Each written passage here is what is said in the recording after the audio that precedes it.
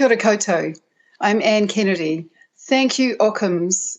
Thank you, Auckland Writers Festival and fellow poets. It's an honour to be here. And thank you all for listening in.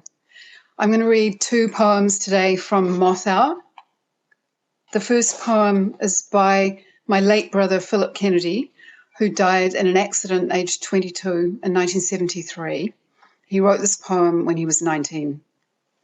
Come catch me, little child, and put me in a jar.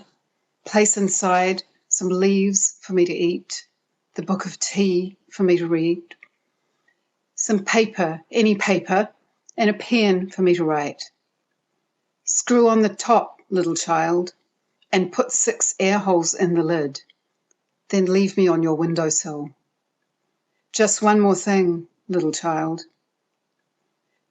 Look through your sunset hair into my world before I die and collect your imaginary mind. So I wrote 33 variations on that poem, and that's basically the book, Moth. I'm going to read one of those, or part of it anyway. I'm watching the materialists who have no materials, the love, Gen, X, Y, Z, schooled in the alphabet of desire. They finger seamlessly the black window, anti-moths at a dark pane. They're silent, or their moth screams are inaudible to the human ear, their headphones high quality.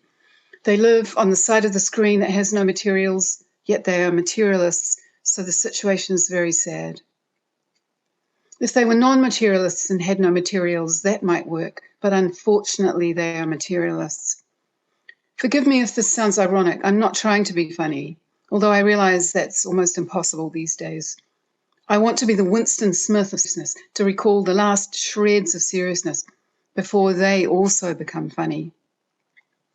Sometimes if you walk along Great North Road at sunset, blinded by the glare through your hair and by traffic, and keep looking into the blinding world, an old serious thought comes up.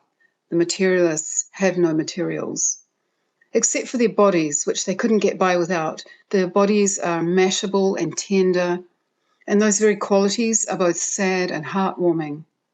The tenderness of the body is actually the whole point. The materialists have no materials. Oh, they do have a bedroom. Their room is dark, still, and moist, like a mushroom farm or farm for thoughts, which are like moths, like there are no moths, then suddenly they are everywhere.